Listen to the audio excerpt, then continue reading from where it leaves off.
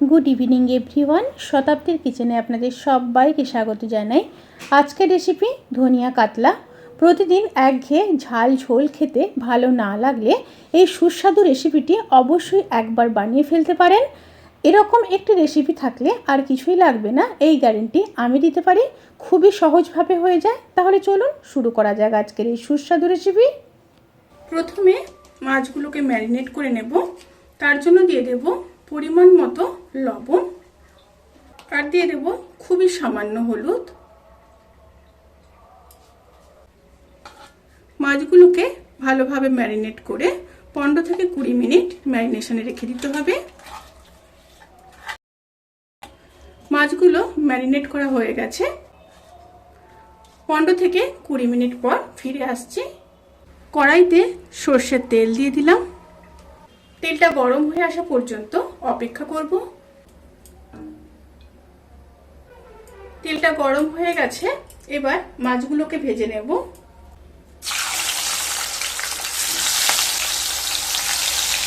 একটা সাইড মাছ ভাজা হয়ে গেছে, এবার উল্টে দেব।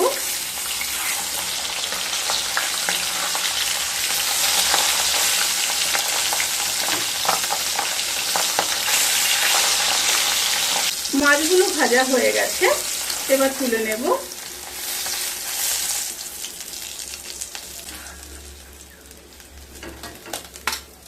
ওই তেলের মধ্যে একটা বড় সাইজের পেস্ট করে নেওয়া পেঁয়াজ দিয়ে দিলাম।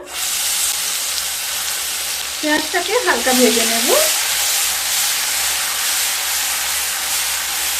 পেঁয়াজগুলো যখন হালকা ভাজা হয়ে যাবে সেই সময় দিয়ে দেব পেস্ট করে রাখা 1 চামচ আদা রসুন বাটা। দিয়ে আবারও 1 মিনিট লো টু মিডিয়াম স্টিমে কষিয়ে নেব। এবার দিয়ে দেব একটা বড় সাইজের পেস্ট করে নেওয়া টমেটো। টমেটো দিয়ে আবারও খুব ভালো মতো কষিয়ে নেব। আদা রসুন পেঁয়াজ টমেটো খুব ভালো মতো কষানো হয়ে গেলে এবার দিয়ে দেব পেস্ট করে রাখা ধনেপাতা। আমি এখানে একটা মিডিয়াম সাইজের ধনেপাতার আটি, হাফ আটি ব্যবহার করেছি, সাথে দুটো কাঁচা লঙ্কা বেটে নিয়েছি। আর ধনেপাতা বাটার সময় অল্প জল দেবেন। অল্প জল দিয়েই কিন্তু ধনেপাতাটাকে বাটতে হবে। একটু মিশিয়ে নিলাম। এবার দিয়ে দেব পরিমাণ মতো লবণ।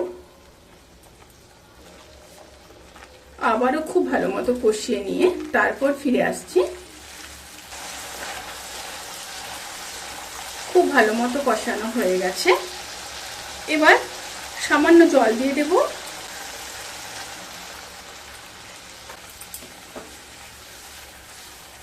ঝোলটা ফুটে আসা পর্যন্ত অপেক্ষা করব। ঝোলটা ফুটে এসছে, এবার ভেজে রাখা মাছগুলোকে দিয়ে দেব। মাছগুলো দিয়ে ঝোলের সাথে খুব ভালো মতো মিশিয়ে নেব।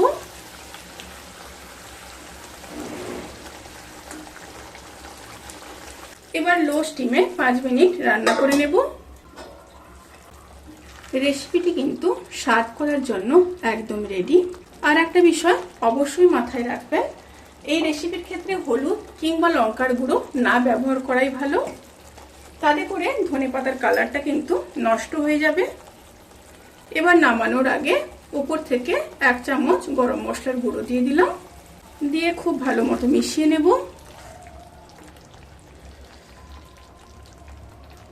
এবার গ্যাসের ফ্লেমটাকে অফ করে ঢাকা দিয়ে 10 থেকে 15 মিনিট স্ট্যান্ডিং টাইমে রেখে তারপর সার্ভ করব।